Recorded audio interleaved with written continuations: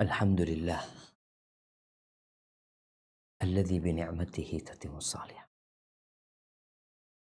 Segala puji bagi Allah Jalla Jalaluhu yang karena nikmatnya kebaikan-kebaikan menjadi sempurna. Yang karena rahmatnya niat-niat baik hamba dapat terlaksana.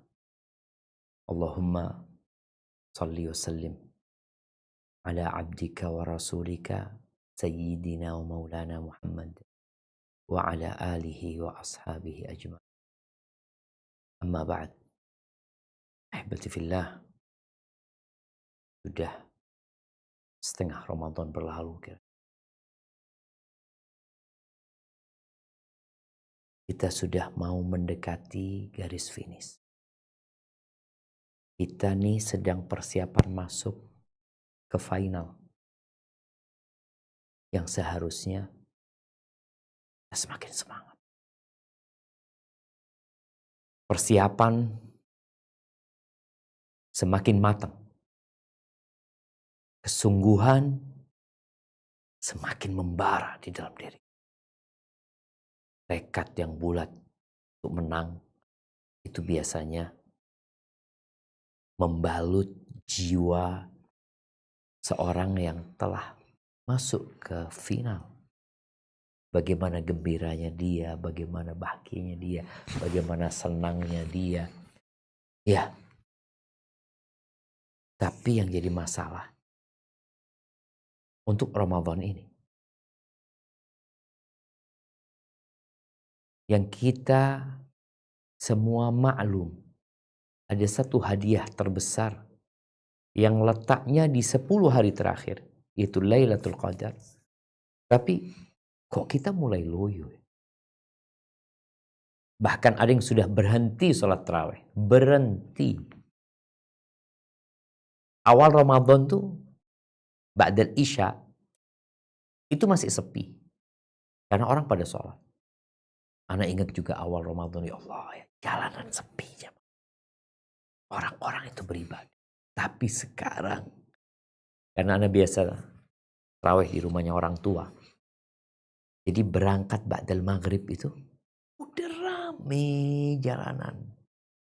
Pulang Ba'dal Isya, penuh. Ana mau kemana orang-orang ini? Iya. Semangat untuk beribadah mulai kendor. Tapi semangat untuk menyambut Idul Fitri semakin membara. Itu yang menyebabkan mereka keluar bersama keluarga mereka untuk belanja ini, belanja itu, untuk ke toko pakaian, mempersiapkan diri untuk Idul Fitri. Jadi semangatnya berubah. Ahibati fillah, seharusnya kalau bicara normalnya, kita ini mendekati 10 hari terakhir semakin semangat. Kenapa? Kita kan udah sampai juz 15 nih. Juz 16 nih. Qur'annya. Dan Allah berfirman di surat Al-Anfal ayat 2. Apa kata Allah Azza wa Jalla? Nah, silakan dibaca. A'udzu billahi minasyaitonir rajim. Innamal mu'minuna alladzina idza dzukirallahu wajilat qulubuhum wa idza tuliyat 'alaihim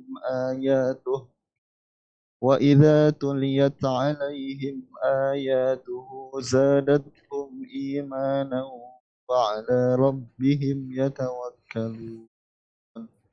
Yang artinya sesungguhnya orang-orang yang beriman itu adalah mereka yang apabila disebut nama Allah, gemetarlah hati mereka. Dan apabila dibacakan ayat-ayatnya, bertambahlah iman mereka karenanya. Dan kepada Tuhanlah mereka bertawakal. Masya Allah jemaah. Itu dibacakan beberapa ayat aja. Masya Allah. Udah naik tuh level. Kira kalau bicara setengah Quran, berarti sudah 3.000 ayat yang dibaca. 3.000 ayat. Naik seperti apa keimanan? Tapi kenapa ya?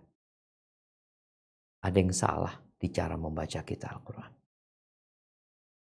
Mungkin ada yang kurang tepat di niat kita ketika bermakmum sholat tarawih mendengarkan ayat-ayat Allah yang seharusnya membuat keimanan itu naik, bukan tambah loyo. Yang membuat kita semakin berambisi untuk meraih Lailatul Qadar. Semakin bersungguh-sungguh untuk mendapatkan surga Allah Azza wa Jalla. Bertambah tuh. Tapi bagian kita berbeda. Kita perlu memperbaiki kondisi hati kita. Karena motornya tuh di sini. Dan kita perlu memperbaharui keimanan kita. Kata Nabi SAW dalam hadis yang diriwayatkan oleh Al-Hakim dan Tabrani, Innal iman la yakhlaqu fi jawfi ahadikum kama yakhlaqu thawb. Sesungguhnya iman itu bisa usang. Sebagaimana usangnya pakaian kalian. Iman itu di dalam tubuh kita, di dalam hati kita bisa usang seperti usangnya pakaian. Fas'alullah an yujaddidal iman fi qulub. Kalian berdoalah, memohon kepada Allah Azza wa Jalla agar Allah memperbaharui keimanan kalian. Ahibati fillah. Kita nanti Id akan melihat orang bergembira, bersenang-senang dengan pakaian baru mereka. Sebagian orang-orang yang bijak mengatakan, Laisal Id liman labisal jadid. Idul Fitri itu bukan untuk orang yang pakai baju baru. Bukan. Baju baru tiap hari kau beli bisa. Id itu bukan untuk yang pakai baju baru. Tapi Id itu untuk orang yang imannya bertambah. Yang takwanya meningkat, pantas dia Id. Gimana kita mau merayakan Idul Fitr kalau iman kita sudah mulai loyo sebelum selesai Ramadan? Kita sibuk mikirkan Id. Ahibati fillah, iman kita itu memang naik dan turun. Ya bagaimana naiknya? Bagaimana turunnya? Kita perlu belajar. Supaya kita ya paling tidak menghindari hal-hal yang menyebabkan semangat kita beribadah jadi turun. Jadi malas. Ada yang memang dari awal malas. Tapi ada yang di pertengahan ini malas. Ada yang di akhir Ramadan close. Ramadan itu udah selesai. Dia udah selesai Ramadan. Udah gak puasa lagi. Na'udzubillah. Ahibati fillah. Rasulullah SAW bersabda di dalam hadis yang diriwayatkan oleh Al-Asbahani dalam kitabnya Al-Hilyah. Ma minal qulub qalbun illa walahu sahabatun kasahabatil qamar. Tidak ada satupun hati dari hati manusia ini, melainkan dia memiliki awan seperti awannya rembulan. Pernah kita ngelihat nih tadi malam purnama kita lihat ya, bulat tuh bulan, tapi tahu ada awan. Pelan-pelan tuh awan tapi pasti. Ada awan yang tipis. Bulannya masih kelihatan cahayanya. Ada awan yang tebal. Panjang lagi. Sehingga rembulan itu hilang. Iman itu memiliki awan seperti awannya rembulan. Bainamal qamaru mudhi id alathu sahabatun fa'adlama id tajalat anhu fa'adha. Ketika lagi terang, tahu ada awan. Gelap jadi.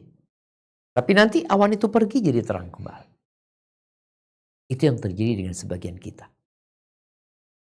Yang sedang ditutupin awan hatinya. Sehingga nggak kelihatan lagi dia dengan jalan-jalan menuju surga. Kalaupun dia kelihatan, ada yang kelihatan remang-remang. Tapi dia melihat jalan menuju keindahan dunia terang benderang. Apa sih sebab-sebab kita jadi loyo? Kita jadi malas beribadah. Banyak sebabnya. Insya Allah dengan mengetahui sebab antum udah tahu obatnya. Tapi nanti kita akan bicarakan tentang bagaimana ya mengobati penyakit nih. Orang tua kalau ngelihat anaknya habis subuh tidur, suruh kerja nggak mau kerja, suami ngelihat istrinya nggak mau bersih-bersih di rumah, pegang handphone doang. Mak, kita susah ngeliat orang kayak gitu. Kita ingin memperbaiki. Baik, apa penyebab loyo dan malasnya seorang sebelum masuk 10 hari terakhir ini dan sebenarnya dalam kehidupan kita semua? Yang pertama adalah karena jauh dari suasana keimanan. Jadi ahibati fillah, kita tuh perlu milieu yang mendukung kita. Gara-gara dia jauh dari masjid, nongkrong di tempat-tempat yang mungkin banyak sia-sia di sana, itu akan membuat semangat dia beribadah merosot.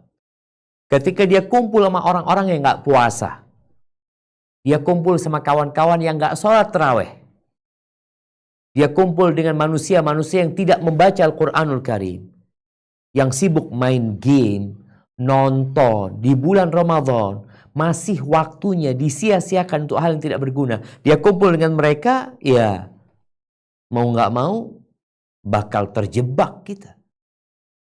Kita merasa nyaman dengan mereka. Mereka gak sholat tarawih, aja gak sholat tarawih juga. Mereka gak baca Quran, gak baca Quran juga.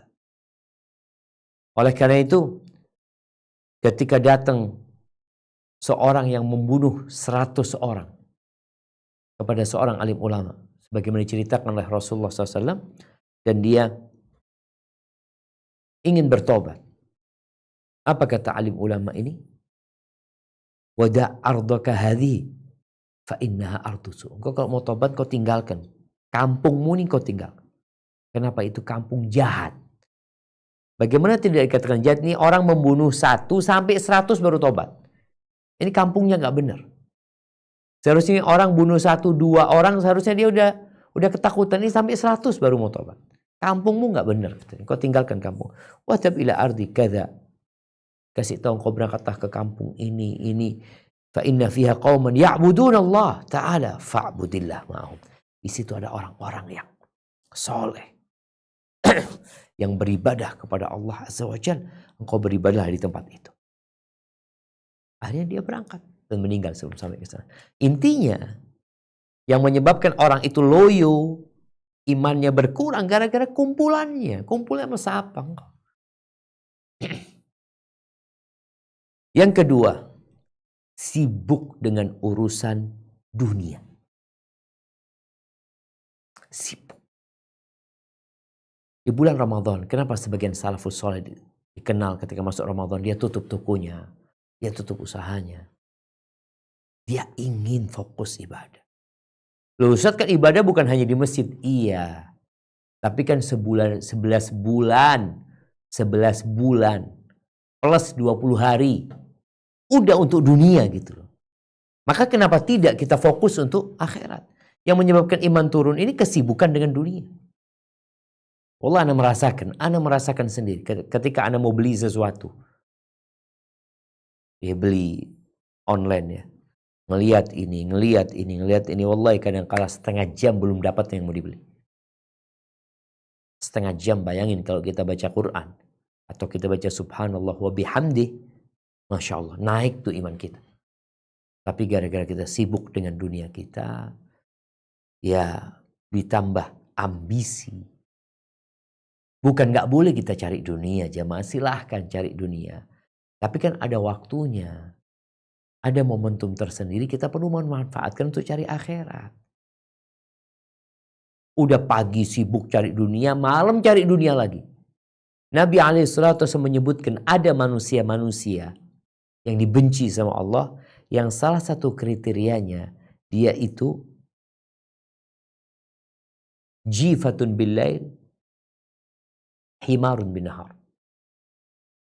Dia itu bangkai di malam hari. Bangkai tidur sudah, gak sholat, gak apa. Pagi harinya keledai, kerja. Ada yang kayak gitu. Alim bid dunya, jahil bil akhirah. Urusan dunia pinter dia. Ada dalam benak dia untuk cari dunia. Tapi urusan akhirat bodoh sama sekali. Subhanallah. Mu'ad bin Jabal radhiyallahu taala anhu. Dia pernah memberikan wasiat. Ya ibna Adam, wahai anak Adam. Engkau itu butuh kepada bagianmu di dunia. Iya, engkau perlu. Kita perlu bagian. Kita hidup di dunia. Kita perlu biaya. Engkau butuh. Tapi kebutuhanmu kepada akhiratmu itu lebih. Jadi sama-sama butuh nih. Orang kan kalau mamanya dia berangkat ke pasar. Dia bawa duit 10.000. Dia butuh dengan 2. Dia butuh dengan air. Dan dia butuh dengan makanan. Uangnya hanya cukup beli air. Mana yang lebih dia butuhkan? Itu yang seharusnya dia utamakan. Maka Mu'ad mengatakan, kebutuhanmu kepada akhirat itu lebih daripada kebutuhanmu kepada dunia. Fa in bada'ta binasibika minal akhirah. Kalau engkau mulai dengan bagianmu yang akhirat, engkau dahulukan, yang dunia ikut. Tapi kalau engkau dahulukan yang dunia, fataka nasibuka minal akhirah. Kau bisa kehilangan bagianmu dia. Wa anta minad dunya ala khatar. Dan engkau untuk duniamu berada di area yang bahaya. Engkau bakal tinggalkan duniamu gitu. Akhirat udah gak dipikirkan, dunianya mau dia tinggalin. Maka ahibati fillah, itu penyebab kedua. Perlu kita jemaah mengatur waktu kita dengan urusan dunia kita. Penyebab ketiga yang menyebabkan orang loyo, malas beribadah, itu angan-angan yang panjang. Dia punya angan-angan yang panjang. Dia mengatakan gak apa-apa lah, nanti kan ada Ramadan selanjutnya. Ada Ramadan selanjutnya, masih adalah amalan-amalan lain. Kan bukan cuma itu amalan. Dia berangan-angan. Ini yang menyebabkan tadi dia jadi loyo, jadi malas ibadah. Kenapa? Orang yang panjang angan-angannya untuk urusan dunia ini, dia lupa sama akhirat. Yang ada dalam benak dia dunia. Dan dia akan menunda-nunda tobatnya. Nanti tobatnya, nanti dia akan tobat. Dan dia akan fokus dengan dunia, malas beribadah kepada Allah Azza wa Jalla. Kenapa? Dalam benak dia, ibadah ini menghasilkan duit? Enggak kan? Dapat fulus memangnya? Enggak dapat. Ketika dia bekerja, duit dia dapat. Apalagi momentum Ramadan ini momentum untuk banjir keuntungan dunia. Maka ujiannya berat memang. Allah memberikan kesempatan besar untuk mendapatkan akhirat di bulan Ramadan ini. Tapi Allah buka urusan dunia juga menggiurkan. Tinggal engkau mau mulai dari yang mana. Kalau engkau mulai dengan urusan dunia, kau nanti urusan akhirat, nanti, ya udah. Engkau akan lama bertobat. Dan boleh jadi ajal datang engkau belum sempat bertobat. Kemudian sebab yang keempat itu jauh dari ilmu agama. Ya, kalau bicara ilmu agama, inilah yang akan memotivasi kita sebenarnya. Kita jadi paham gitu loh. Ada apa sih Lailatul Qadar? Apa itu puasa? Apa itu sholat malam? Apa itu zikir? Dia akan paham gitu aja. Tapi kebanyakan kita yang dibaca novel, urusan ilmu-ilmu dunia, sehingga membuat dia ya semangat lagi tapi untuk dunia. Coba belajar ilmu agama. Karena sejatinya kita semua sadarlah jamaah. Ilmu yang tidak perlu dipelajarin kita bakal mati. Nah, semua mati. Tapi kalau kita punya ilmu agama, kita jadi tahu sama yang halal, yang haram. Kita tahu dengan fadilah amalan tersendiri yang biasanya akan memotivasi kita beramal. Tapi kalau kita menjauh dari ilmu agama, kajian gak pernah hadir, kemarin karena COVID, sekarang udah gak COVID. Udah ada kajian di masjid, tapi juga gak datang. Kajian online pun juga malas-malesan. Itu tadi karena banyak menjauh dari ilmu agama. Penyebab yang kelima, kadangkala tidak adanya idola. Absennya teladan yang baik. Ya kalau yang dijadikan teladan sama dia itu penyanyi, pelawak. Yang dijadikan teladan itu adalah artis ya. Ya, gimana dia akan semangat beribadah? Dia akan semangat bernyanyi. Dia akan semangat merias diri. Tapi kalau teladannya itu adalah orang-orang soleh, maka subhanallah, bagaimana para sahabat Nabi semangat beribadah ketika mereka ada contoh gitu loh jamaah, yang dicontoh sama mereka. Jadi kita coba lihat, antum ngefan ke siapa? Kalau ngefan ke drakor, BTS atau apa ajalah yang dijadikan umpamanya teladan sama mereka, mungkinkah itu akan menyemangati dia beribadah? Oh, ana sejak ngefan ke BTS itu, Ustaz, alhamdulillah sholat malam ana sekarang bisa 2 jam, Ustaz. Nggak bakal kayak gitu. Yang ada iman tuh akan turun. Jadi secara umum iman itu naik karena ketaatan, turun karena dosa. Dan itulah menyebabkan kita males. Dan boleh jadi kita nggak bisa beribadah dengan nyaman, nggak bisa menikmati karena hati kita tuh lagi tertutup sama dosa-dosa tadi. Kemudian yang keenam yang menyebabkan orang itu males beribadah, loyo, banyak ngomong, banyak berbicara, banyak makan, banyak tidur, banyak bergaul. Itu bakal males ibadah. Yang namanya orang banyak ngomong, ya udah ngomong ngalor ngidul, kalau orang Jawa, ke timur, ke barat, ke utara, ke selatan. Pas waktu ibadah malas. Kenapa? Karena ngobrol nyaman gitu loh. Enak. Yang kedua banyak makan. Ya kita lihat nih, ketika berbuka sebagian kita itu yang ada di benaknya itu makan. Doanya orang yang berbuka mustajab nggak ada dalam benak dia. Yang ada dalam benak dia, aku mau makan yang enak. Sehingga sebagian kita secara langsung ya dapat merasakan. Ketika dia makan banyak, mau sholat maghrib, jangan bicara tarawih, maghrib. Jadi makan seharusnya untuk menegakkan punggung. Ini punggungnya malah melorot ya. Jadi kadang-kadang karena kekenyangan duduknya udah gini. Udah punggungnya nggak bisa nahan karena keberatan sama perut. Seharusnya makan tuh secukupnya membuat punggungmu tegak. Tapi enggak ini. Tuh banyak ngomong, banyak makan. Kita lihat bagaimana Nabi SAW berbuka gitu. Bagaimana beliau sahur ya. Kemudian banyak tidur. Ini sebagaimana tidurnya orang yang puasa itu ibadah. Orang yang puasa itu semakin sedikit tidurnya. Karena mereka fokus ibadah. Tidurnya pun diniatkan untuk bangun beribadah. Kemudian banyak bergaul. Ngobrol sana, berangkat ke rumahnya fulan, berangkat ke fulan. Habis waktumu. Kadang-kadang orang itu nih kafe, kita lihat kafe ya. Orang bikin kafe itu untuk apa? Ya untuk ngomong, untuk ngobrol, untuk ketemu sama sahib-sahibnya. Maka sebagian mereka beli kopi secangkir, itu ngobrolin 1 jam, 2 jam. Nanti ke rumahnya fulan, nanti ke rumahnya fulan. Ya Allah, engkau ke rumahnya Allah. Mau ke tempatnya fulan, ketemu fulan. Nih sekarang nih mau masuk 10 hari terakhir, engkau lebih sering ke rumahnya Allah.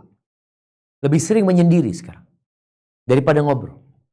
Daripada bergaul untuk saat ini, mau masuk 10 hari terakhir dikurangin. Maka subhanallah sebagian orang itu ketika masuk 10 hari terakhir, dia keluar dari grup WA. Dia keluar dari semuanya, minta maaf dia. Kenapa? Ya ini kebanyakan grup. Wallah waktunya hanya untuk ketawa, cengisan. Melihat ini ketawa-ketawa, melihat ini ketawa-ketawa, habis waktunya. Terus bagaimana ngobatin keloyohan dan kemalasan ini? Ya, tadi sebab-sebab yang disebutkan seharusnya dihindari. Tapi yang pertama, kita perlu mengevaluasi diri kita. Kita ini benar-benar ikhlas enggak sih jamaah beribadah?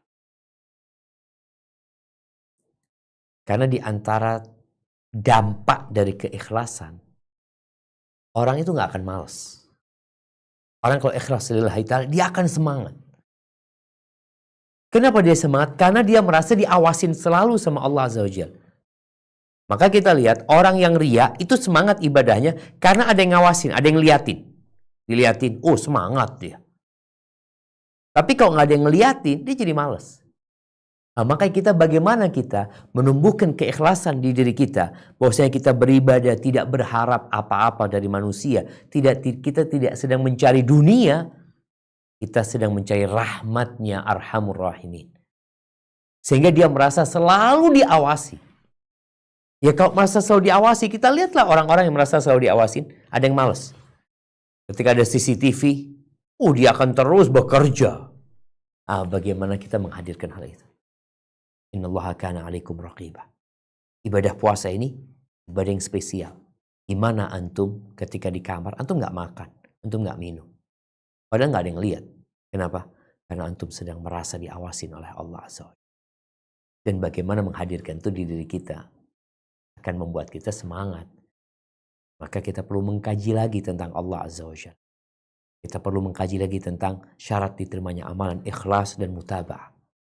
Maka insya Allah kalau kita sudah bisa ikhlas, ya udah jemaah. Orang kalau sudah ikhlas itu tengah malam bangun, nggak ada yang ngelihat bangun dia. Dia berzikir sendiri, nggak ada yang ngelihat di kamarnya dia tutup, dia berzikir. Ketika dengar azan, dia ingat sama Allah Azza wa Jalla, panggilan hayya 'alas shalah, dia tinggalkan.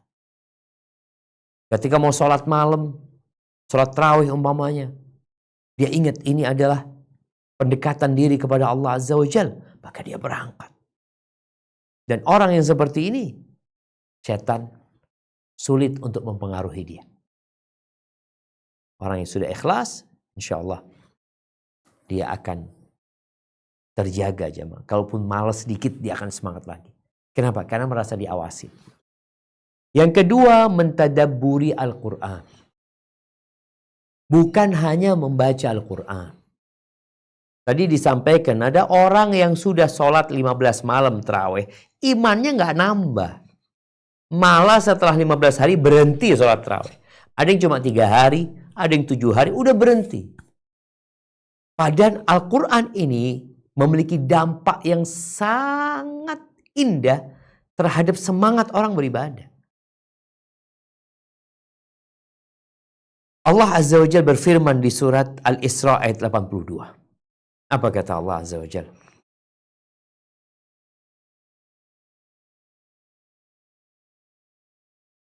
وَنُنَزِّلُ مِنَ الْقُرْآنِ مَا هُوَ شِفَاءٌ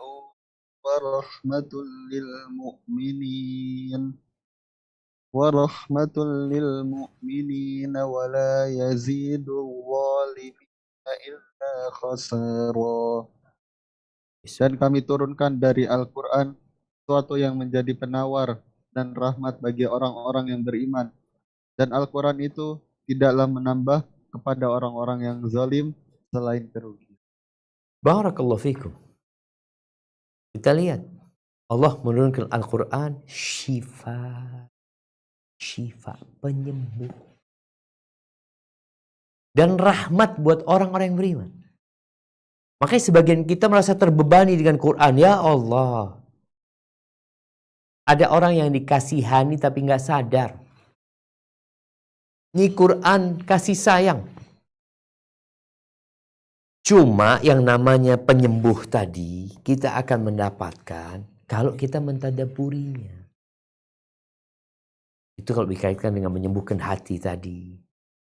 Memahami maknanya, menghayatinya, merenungkannya. Kita dapat tuh. Iman tuh bakal naik.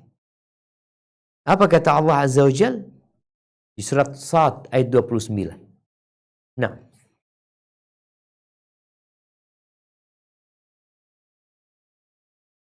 Kitabun anzalnahu ilaika mubarakun liyadabbaru ayatihi waliyatazakkara ulul albab. Ini adalah sebuah kitab yang kami turunkan kepadamu penuh dengan berkah supaya mereka memperhatikan ayat-ayatnya dan supaya mendapat pelajaran orang-orang yang mempunyai pikir.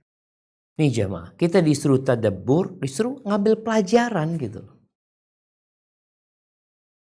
ketika kita membaca Al-Quranul Karim tanpa mentadabburinya, kita tetap dapat fadilah. Apa fadilahnya? 1 huruf 10 kebaikan. 1 ayat 1 ekor onta. Tapi kalau engkau mentadabburinya, engkau akan mendapatkan yang lebih indah dari sekedar pahala. Engkau akan dapat hidayah dari Allah. Maka kalau kita lihat bagaimana Nabi SAW ketika mendengarkan Al-Quran dibacakan kepada beliau oleh Abdullah bin Mas'ud. Dari awal surat An-Nisa sampai ke ayat 41. Fa kaifa idza ji'na min kulli ummatin bisyahid wa ji'na bika ala haula'i syahida. Gimana kalau kita datangkan saksi untuk setiap umat dan kami jadikan engkau saksi buat semua. Nabi mengatakan hasbuk, cukup. Abdullah bin Mas'ud melihat kepada Nabi SAW. Ternyata air matanya sudah menetes. Seperti itu. Kadang-kadang kita baca gak mentadabburi. Nabi SAW ketika lewat ayat rahmat beliau minta. Ayat adab beliau berlindung dari adab Allah. Ayat tasbih beliau bertasbih. Ini menunjukkan bahwa beliau hidup bersama apa yang dibaca. Sedangkan kebanyakan kita enggak. Yang penting sholat. Mau 11, mau 23. Kita bukan sekedar mengejar banyak-banyakan tadi. Bagaimana kita mendapatkan obat, jemaah. Ada orang dikasih obat, tapi cara minumnya salah. Bukan tambah sehat kadang-kala. Maka Allah turunkan Al-Quran sebagai obat. Dengan cara apa? Kita mentadabburinya. Kita ambil pelajaran dari. Bagaimana diriwayatkan dari kalangan salafus saleh ya. Ada yang membaca seperti Sa'id bin Jubair. Dia mengulangi firman Allah di Al-Baqarah 48. Wattaqu yawman la tajzi nafsun an nafsin syai'a. Takutlah kalian kepada hari yang jiwa tidak akan memberikan balasan, tidak akan memberikan manfaat kepada jiwa sedikit pun. Wa la yuqbalu minha syafa'ah. Enggak akan diterima syafaat. Wa la yu'khadhu minha adlun. Mereka enggak akan diterima tebusan dari mereka. Wa la hum yunsarun. Mereka tidak akan ditolak. Diulang. Disebutkan bagaimana Umar bin Khattab sakit gara-gara membaca surat At-Tur ayat 7. Inna azaba rabbika lawaqi'. Sesungguhnya azab Tuhanmu itu pasti jatuh. Sampai sakit. Karena tubuhnya sakit, imannya bertambah. Ahibati fillah. Jadi yang pertama tadi ikhlas. Yang kedua adalah mentadabburi Al-Quran. Maka tolong di bulan Ramadan ini manfaatkan waktunya untuk membaca Al-Quran dengan tafsirnya. Yang kalau ada yang gak difahami tanyakan kepada Ustadz nantinya. Yang ketiga zikrullah. Mengingat Allah Azza wa Jalla. Karena kesuksesan, keselamatan itu untuk orang yang selalu mengingat Allah Azza wa Jalla. Bayangin ya, di surat Al-Jumu'ah ayat 10.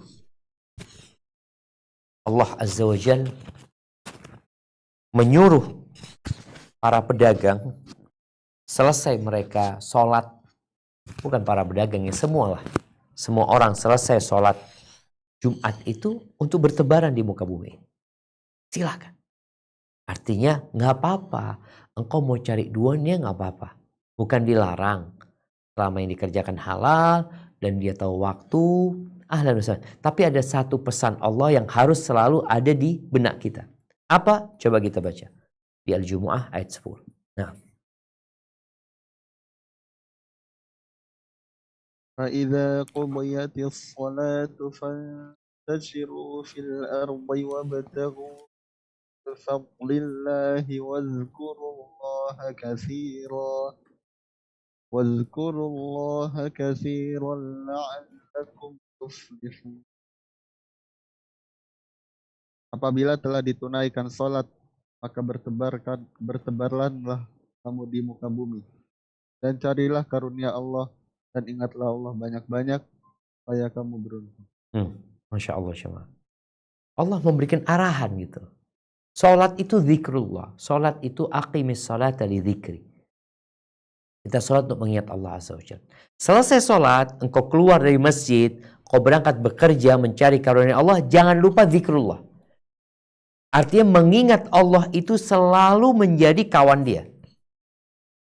Naik motor, baca zikir.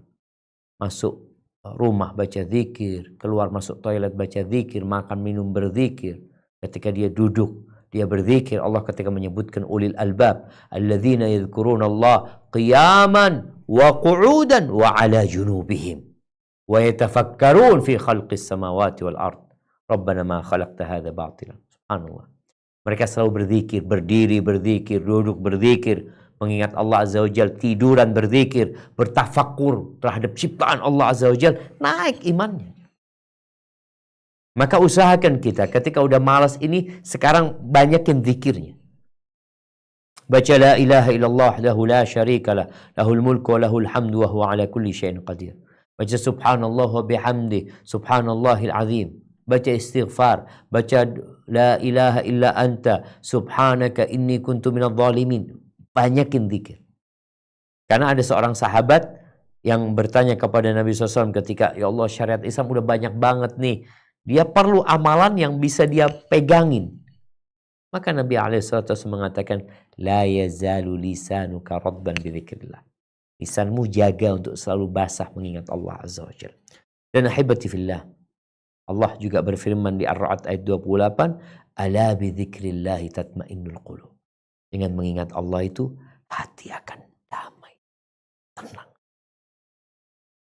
Ketika ada seorang datang kepada Hasan al-Basri, dia mengatakan, ya Aba Sa'id, ashku ilaika qaswata qalbi. Wahai Abu Sa'id, aku ini mengadukan keras hatiku ini.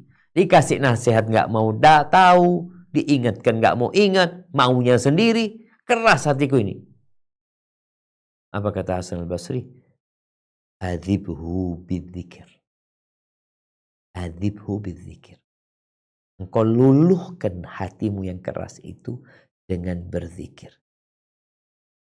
Makhul rahimahullah ta'ala mengatakan, zikrullahi ta'ala syifa. Mengingat Allah itu penyembuh. Obat mengingat Allah. Wa zikrun nasda. Tapi mengingat manusia penyakit. Penyakit kita nginget orang itu. Nginget fulan. Yang dibaca fulan. Yang ditonton fulan. Ngomongin fulan. Penyakit. Kalau ingin sembuh, zikrullah. Ingat sama Allah Azza wa Jalla. Makanya kita lihat orang yang ngomongin orang ini itu, ya udah. Bakal tambah keras hatinya. Baik. Kemudian yang selanjutnya, berdoa. Berlindung dari malas. Dari loyo. Berdoa. Subhanallah. Di surat Al-Baqarah ayat 186 ya. Di sela-sela ayat Ramadan itu ada ayat tentang doa. Coba kita baca ayat ini. Nah.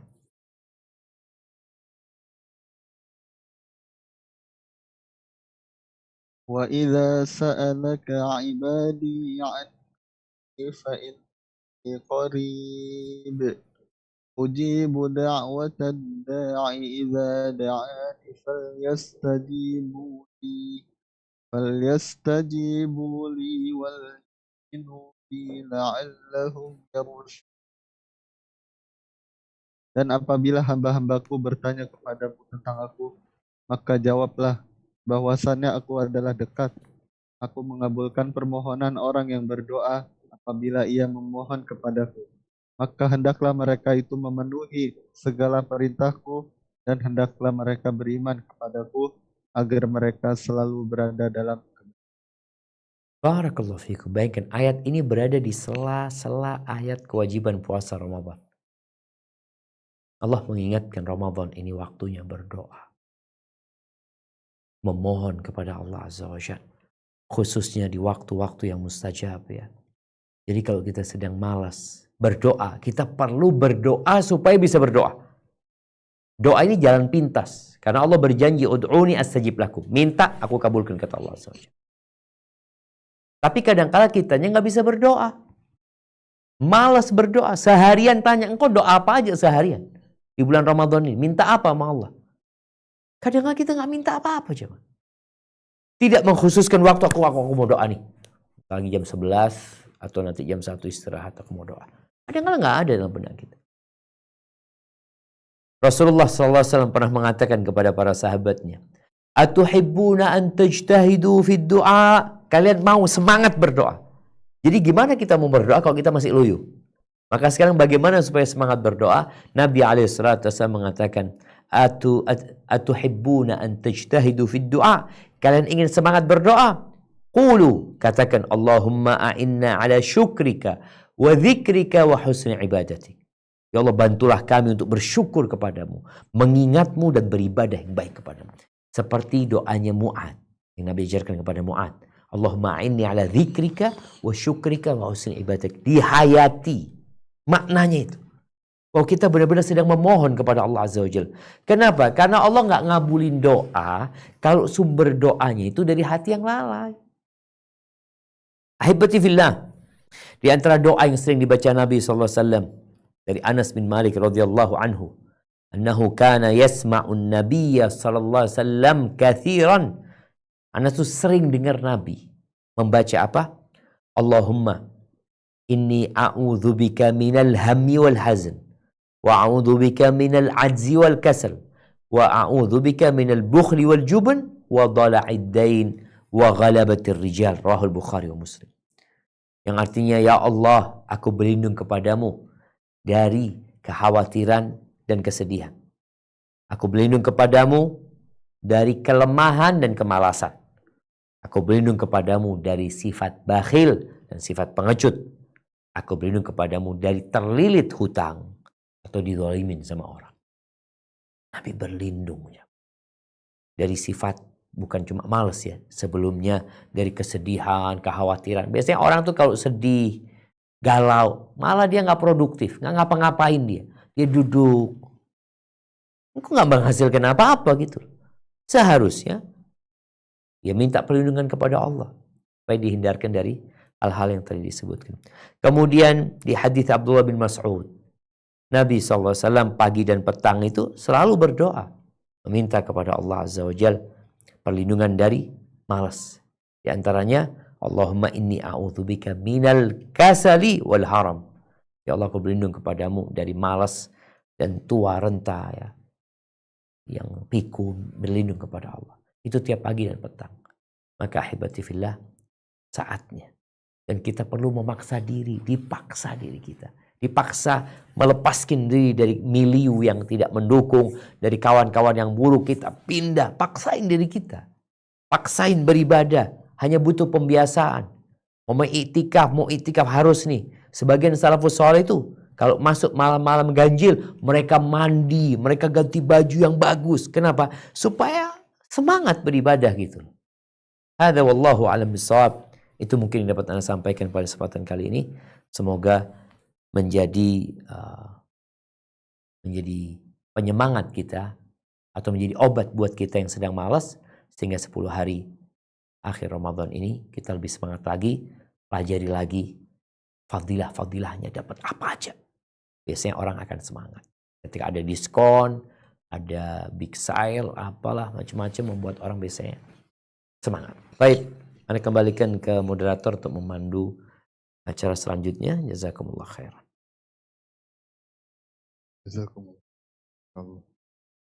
Jazakumullahu khairan wa barakallahu fikum. Kami sampaikan pada Ustadz kami Al-Ustadz Dr. Syafiq Riza Basalamah LCMA Hafizahullah Ta'ala atas materi yang telah disampaikan, dan semoga Allah mudahkan kita untuk memaksimalkan ibadah kita di penghujung Ramadan ini, dan terutama di 10 malam terakhir atau 10 hari terakhir. Baik, untuk pertanyaan pertama langsung saja kami panggil pada Al-Ukh atau Ibu Puji Astuti, tafadhol.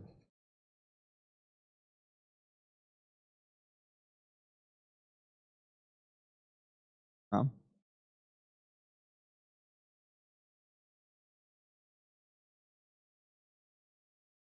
Tidak jawab. Baik, Ana bacakan pertanyaan pertama. Halo, Assalamualaikum.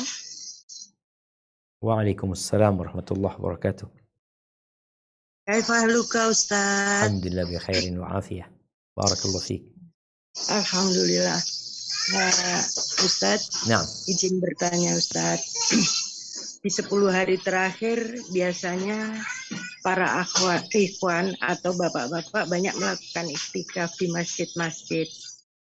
Bagaimana dengan akhwat atau anak Ustadz? Apakah boleh melaksanakan iktikaf juga? Tapi apakah juga di masjid Ustadz?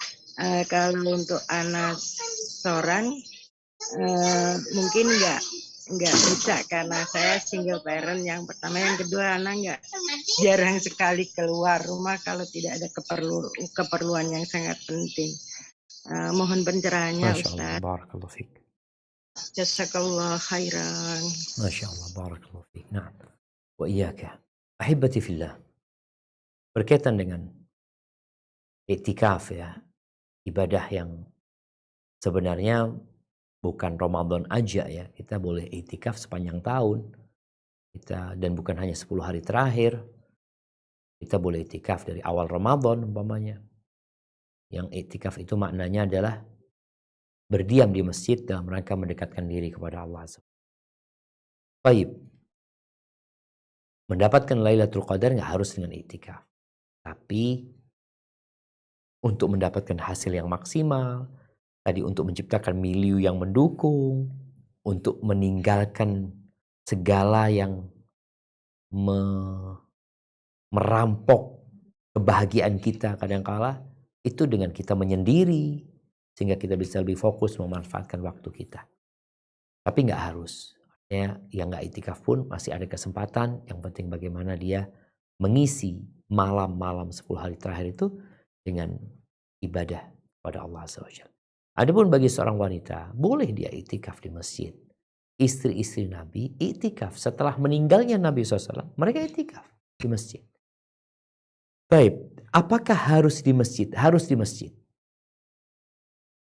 Jadi iktikaf itu harus di masjid karena maknanya iktikaf itu adalah tinggal di masjid. Hanya saja ada pendapat dari Al-Imam Abu Hanifah rahimahullahu ta'ala bahwasanya beliau berpandangan perempuan itu lebih baik iktikaf di masjid rumahnya. Bukan di rumahnya tapi di masjid rumahnya. Masjid rumahnya itu adalah musola. Biasanya di rumah itu ada satu ruangan yang memang digunakan hanya untuk sholat. Bas ruangan itu sholat zuhur di sana, asar di sana. Jadi sepanjang tahun nih orang sholatnya di situ. Dia khususkan. Jadi ada musola memang tempat yang dikhususkan untuk sholatnya dia. Ya sudah. Kalau memang dia punya tempat seperti itu, menurut pendapat Abu Hanifah boleh dia iktikaf di situ. Tapi dengan catatan sama. Syaratnya itu seperti di masjid, nggak boleh keluaran, nggak boleh kemana-mana. Dia di situ tempatnya. Ya udah fokus di sana dia beribadah kepada Allah. Keluar ketika punya hajat, baru dia keluar. Ketika urusan yang penting dia keluar, kemudian kembali ke sebenarnya dunia ini dengan menuju ke rumah Allah Azza wa Jalla. Hada wallahu a'lam bissawab. Nah. Barakallahu fikum ya Ustazana. Selanjutnya Anda akan bacakan. Bismillah. Assalamualaikum warahmatullahi wabarakatuh. Ustaz. Waalaikumsalam warahmatullahi. Afwan izin bertanya. Ana ingin di bulan Ramadan kali ini bisa menghatamkan Al-Quran. Tapi Ana baru sampai di juz ke-9. Pertanyaannya, apakah menghatamkan Al-Quran termasuk amalan yang dikhususkan di bulan Ramadan? Dan bagaimana cara mengejar ketertinggalan bacaan Al-Quran ini, Ustaz? Karena Ana ingin di bulan Ramadan ini Ana bisa menghatamkan Al-Quran dan bisa lebih baik lagi karena Ana takut kalau Ramadan tahun ini adalah Ramadan terakhir untuk Ana. Mohon penjelasannya dan jazakumullah. Masya Allah. Barakallahu fiik. Nah, ahibati fillah. Menghatamkan Al-Quran itu sebenarnya dianjurkan setiap bulan. Nabi SAW memberikan arahan kepada Abdullah bin Amr bin As. Hendaklah dia menghatamkan Quran tiap bulan. Tapi karena dia minta lebih cepat lagi dikasih 7 hari. Dan Nabi SAW memberikan arahan ya paling cepat 3 hari lah menghatamkan Quran. Jadi sebulan itu bisa 10 kali kita hatam Quran sebenarnya. Jadi bukan amalan di bulan Ramadan saja. Hanya saja bulan Ramadan istimewa. Karena bulan yang penuh dengan berkah. Ya. Bagaimana Jibril di bulan Ramadan itu tiap malam datang menjumpai Nabi SAW untuk tadarus. Nabi menyetorkan hafalannya kepada Jibril alaihissalam. Dan ketika di akhir hayatnya dalam sebulan 2 kali beliau menyelesaikan setoran kepada Jibril alaihi salatu wasallam. Jadi ini amalan yang sangat mulia karena bulan Ramadan memang syahrul Quran, bulannya Al-Quranul Karim. Dan para salafus saleh di momentum-momentum yang penuh dengan berkah ini biasanya volume ibadahnya ditambah, bukan hanya bacaan Qurannya, tapi semuanya gitu loh. Sehingga yang biasa hatam di luar Ramadan 7 hari sekali, di Ramadan 3 hari sekali. 10 hari terakhir tiap malam dia hatam Al-Quran Karim. Jadi insya Allah buat yang bertanya, engkau bisa mengejar ketinggalan, engkau belum ketinggalan. Artinya seorang itu bisa membaca Al-Quran Karim, anggaplah yang paling tidak sehari itu, kalau dia baca 2 jam, udah 2 juz dia dapat. Atau bahkan lebih. Kalau 3 jam, hanya saja waktu kita kadang-kadang nggak ada. Habis dengan hal-hal yang kurang bermanfaat. Maka tolong untuk mengejar ketinggalanmu, engkau bikin program. Programnya gimana? Kalau memang kau mau hatam sekali, usahakan tadi dengan membaca artinya, engkau butuh waktu berapa banyak? Kalau umpamanya Quran 1 juz itu 20 halaman. Oke, berarti engkau harus baca sehari itu 20 halaman. Tinggal dibagi. Habis subuh 2, habis subuh 4, habis zuhur 4, habis asar 4, habis maghrib 4, habis isya 4 tuh udah 20, dapat kita tuh. Insya Allah bisa, artinya kita tinggal minta tolong sama Allah Azza wa Jal. Ketika datang bisikan-bisikan yang gak bagus, kita berlindung kepada Allah dari godaan setan yang terkutuk, dari bisikan jiwa kita, sehingga kita lebih semangat lagi, dan usahakan waktu-waktu mustajab itu digunakan untuk berdoa, sehingga di Ramadan yang bisa jadi Ramadan terakhir kita semua jemaah, nggak ada yang tahu, wallahi nggak ada yang tahu. Wa ma tadri nafsun madza taksibu ghadan wa ma tadri nafsun bi ayyi ardin tamut. Nggak ada yang tahu dengan besok kita mau ngapain, nggak tahu. Mati di mana kita juga nggak tahu. Maka setiap muslim hendaklah selalu mengingat kematian sehingga dia terus termotivasi untuk beramal dan tidak menunda-nunda taubat. Hadza wallahu a'lam bissawab. Barakallahu fikum ya Ustazana. Kemudian selanjutnya kami panggil pada Yuliza Bekasi. Tafadhol.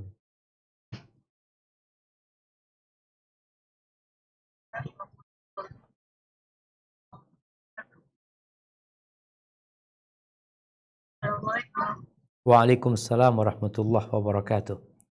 Ahlan wa sahlan, barakallahu fik. Nah.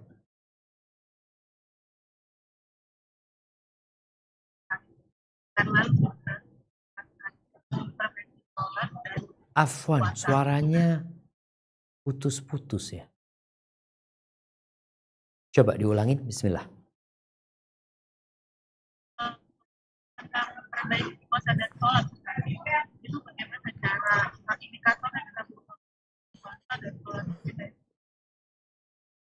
Afwan ya ana.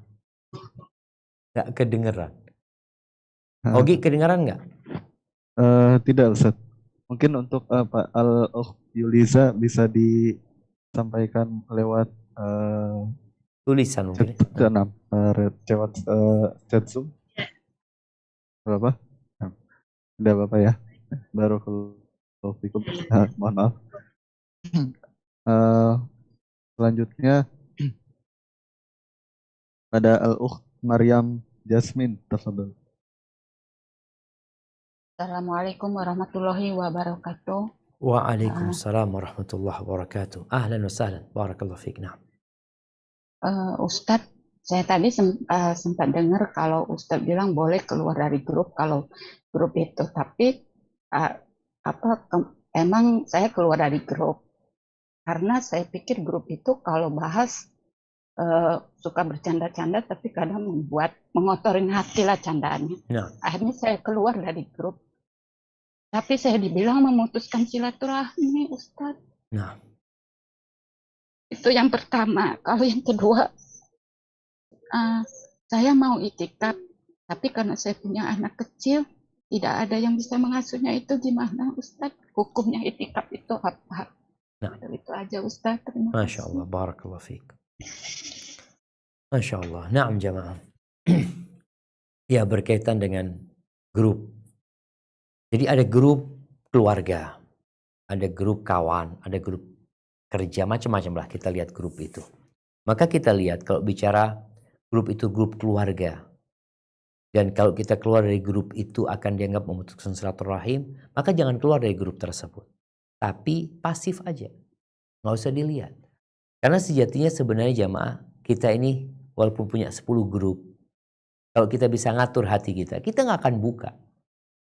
Kita nggak akan buka karena kita punya kesibukan gitu. Jadi untuk memang kalau tadi itu grup keluarga, kadang-kala ada hal-hal yang kurang manfaat, ya udah kita masuk ke grup itu kalau memang ada perlunya. Sehingga nggak harus keluar kalau memang nanti akan bermasalah, tapi kita yang artinya off secara kegiatannya, kita nggak buka grup tersebut, mungkin itu lebih aman. Kita nggak komentar, kita nggak baca, selesai sudah urusannya. Jadi insya Allah bisa dengan cara seperti itu. Baik, adapun bicara iktikaf ini sunnah ya. Nabi SAW menganjurkannya, istri-istri Nabi melakukannya, para sahabat iktikaf setelah Nabi SAW. Bagi seorang wanita yang punya anak, kalau masalah punya anak mungkin dia bisa iktikaf bersama anaknya. Tapi yang jadi masalah ketika dia punya suami, dia kan harus ngurusin suaminya, berkhidmat kepada suaminya. Atau dia punya anak yang nggak bisa diajak iktikaf, karena akan mengganggu di masjid umpamanya. Maka insya Allah tadi mungkin pendapat Abu Hanifah, kalau memang di rumah ada musola, ya udah iktikafnya di rumah di sana atau di musola rumah situ, dengan harapan dia bisa lebih fokus beribadah kepada Allah Azza wa Jalla. Hadza wallahu a'lam bissawab. Nah. Barakallahu fikum ya Ustazana wa jazakumullah khairan. Pertanyaan selanjutnya, Bismillah, semoga Ustadz Syafiq selalu dalam lindungan Allah Azza wa Jalla.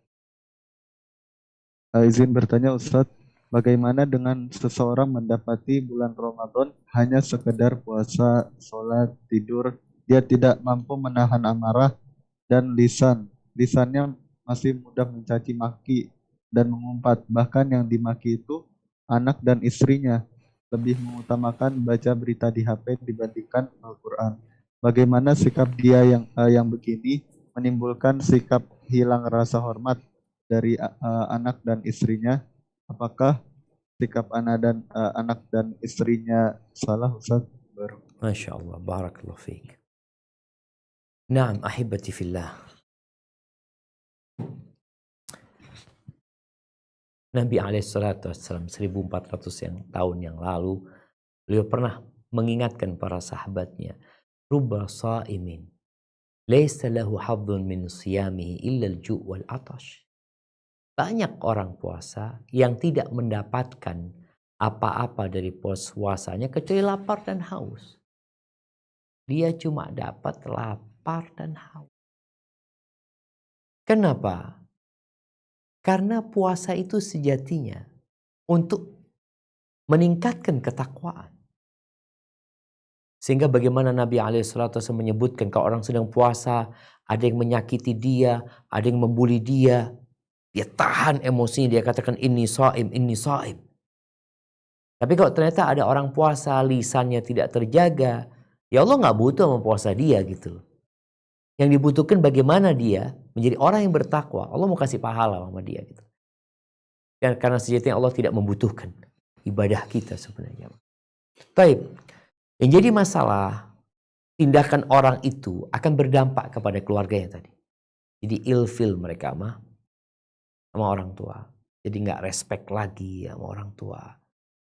Maka kalau itu terjadi ya anak harus bersabar. Istri harus bersabar bagaimanapun dia adalah suami. Anak juga bersabar bagaimanapun dia adalah orang tua.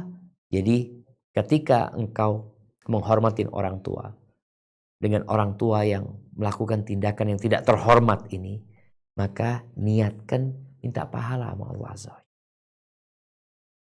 Karena yang menyuruh kita berbakti sama orang tua itu adalah Allah Azza wa Jalla. Sehingga seorang anak atau seorang istri tadi melaksanakan tugasnya karena Allah yang memerintahkan dan berusaha untuk memperbaiki. Karena boleh jadi ini orang tua tadi dikatakan udah puasa tapi tetap kayak gitu.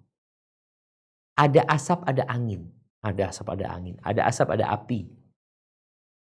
Apa yang menyebabkan dia marah? Oke, dia memang temperamental, dia nggak bisa menahan marah. Oke, bagaimana sekarang keluarga itu mengkondisikan dia seperti orang yang ganas ya. Seperti contohnya ya, singa yang mau marah, mau nerekam sana, nerekam sini. Bagaimana dia giring, dimasuk ke kandang.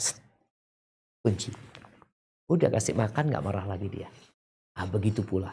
Ada orang-orang tua, ada keluarga, ada kerabat yang perlu dikondisikan, dimasukkan kandang, kasih makanan, udah gak marah lagi. Dan kita tahu, kesukaannya abah ini apa sih? Maunya dia itu apa sih? Yang paling tidak dia suka itu apa? Keluarga tahu. Maka hendaklah pengetahuan ini ya menjadi bahan buat mereka untuk membantu ayah, membantu kerabat, menjadi orang yang lebih baik lagi. Hadza wallahu a'lam bishawab. Kemudian pertanyaan selanjutnya, Ustaz, pertanyaan selanjutnya dari peserta Zoom kita pada kajian kita pada pagi hari ini yang sempat raise hand tetapi mungkin karena kendala ya Ustaz ya. Anda akan bacakan. Bismillah. Afwan izin bertanya Ustaz, bagaimana mengetahui bahwa sholat dan puasa kita sudah baik sehubungan dengan memperbaiki diri agar nama kita terhapus dari neraka. Jazakallahu khairan wa barakallahu fiik. Barakallahu fikum. Ya ahibati fillah. Alhamdulillah. Kalau ingin tahu apakah ibadah kita sudah baik apa belum, maka sudah ada standarnya. Ada standar yang bisa dilihat, bisa diukur. Yaitu apakah kita ikhlas? Coba engkau tanya. Engkau beribadah kenapa sih? Karena kalau nggak ikhlas kayak orang munafik. Idza qamu ila shalah qamu kusala. Mereka kalau sholat males. Sholat mereka. Sholat. Males. Jadi jiwanya itu. Yura'unan riya. Jatuhnya riya. Maka tadi kita lihat. Karena syarat diterimanya amalan itu adalah. Yang pertama ikhlas. Yang kedua kesesuaian dengan syariat. Maka kita lihat. Insya Allah kalau kita sudah bisa ngelihat ya. Kayaknya sholatnya anak tadi kurang. Kenapa? Akal anak gak ada tadi. Anak sholat tapi anak fokus di kantor. Anak fokus di ini. Nah, kita perbaiki lagi. Kemudian kita berdoa jemaah. Setelah kita terus mengadakan evaluasi ya. Karena dengan evaluasi kita ingin jadi lebih baik ya. Insya Allah kita bisa lebih baik sambil terus dibantu dengan doa. Bagaimana Nabi Ibrahim berdoa. Rabbana taqabbal minna. Innaka antas sami'ul alim. Ya Allah terima dari kami ya Allah. Oleh karena itu nanti doanya ucapan selamat di Idul Fitri itu. Sebenarnya yang banyak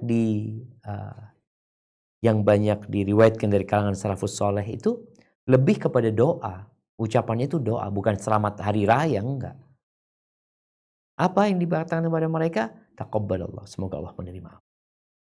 Karena itu yang kita lakukan sebulan full nih. Kita beramal ingin diterima gitu loh. Hadza wallahu a'lam bishawab. Mungkin kita ke pertanyaan terakhir sebelum masuk ke kuis. Nah. Barakallahu fikum ya Ustaz. Nah, untuk pertanyaan terakhir pada Ummu Hafaiz, tafadhali. Assalamualaikum warahmatullahi wabarakatuh, Ustaz. Waalaikumsalam warahmatullahi wabarakatuh. Ahlan wa sahlan, tafadhali. Ahlan bik, Ustaz. Ana ingin bertanya nih, kan kita kalau di bulan suci Ramadan tuh mencari ridho Allah terhadap berbakti kepada dengan orang tua ya Ustaz. Nah. Jadi gini, Ana tuh ada masalah dikit sama orang tua karena ucapan Ana yang mungkin bagi beliau menyakitkan hatinya. Tapi Ana selama ini udah berbulan-bulan ini Ana ingin memperbaiki diri dan minta maaf. setiap anak telepon PC atau apa selainnya, beliau nggak mau menerima maaf anak. Maksudnya dia setiap anak minta maaf tuh dipalingkan, atau anak telepon PC sama bapak minta apa namanya, minta teleponkan ke mama gitu, minta tujuan ke mama nggak mau, dia bilang nggak usah katanya. Jadi anak selama ini dah bertaubat sama Allah, minta ampun. Jadi kiranya bagaimana ya Udah Ustadz? berapa lama Oh, di bulan tahun 2021 Ustadz, di sampai bulan sekarang? sekitar bulan 10.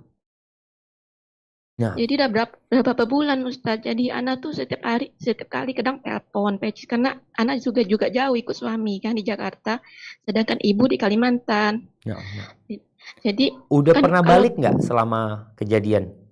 karena anak baru juga ke Jakarta, baru belum setahun, tahun Oh, 2021 jadi kemarin. kejadiannya pada waktu masih di Kalimantan. Udah di Jakarta, udah ada di Jakarta anak. Setelah 3 bulan di Jakarta baru kejadian itu. Siap. Ya, jadi anak tuh beri masukan anak tuh menyinggung hatinya mungkin ya. Nah, Jadi itu jadi perasaan anak tuh jadi nggak enak. Jadi beliau marah terus, pokoknya nggak mau minta maaf. Tidak, anak tuh Masya Allah. bagaimana ya Ustaz? Minta solusinya Ustaz. Siap, barakallahu fiik. Jazakallah khairan Ustaz. Masya Allah, Assalamualaikum jemaah. warahmatullahi Masya wabarakatuh. Allah, jemaah. Mubarak. Ya ahibati fillah. Kita itu tidak akan menemukan hati yang lebih luas daripada hati orang tua kita. Kalau ternyata dia sakit hati sama kita, maka kita lihat.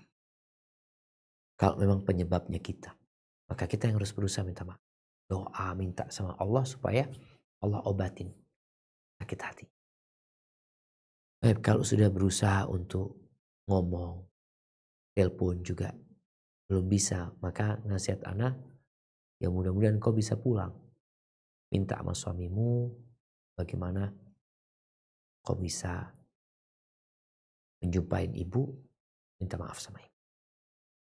Dalam rangka atau sebelum hal itu terjadi, nasihat anak, engkau tulis surat lah. Tulis surat. Tulis surat dengan tangan atau mau diketik ya. Tulis surat yang isinya bukan minta maaf. Isinya yang pertama, terima kasih sama ibu. Terima kasih sama ibu yang sudah melahirkan ya. Terus sebutkan kebaikan ibu di sana. Kemudian setelah itu baru engkau minta maaf. Nanti mudah-mudahan walaupun mungkin ibu nggak mau baca, mudah-mudahan di saat dia senggang waktunya, Allah menggerakkan hatinya untuk membuka suratmu tadi, dan dengan cara itu semoga terbuka hatinya untuk memberikan maaf. Itu mungkin bisa diusahakan, dan paling tidak tadi minta sama ayah supaya merayu ibu gitu. Kemudian kau kirimkan hadiah buat ibu juga. Semoga dengan itu hatinya melembut, melunak, dan menerimamu. Barakallahu fiik. Taib, hibati fillah.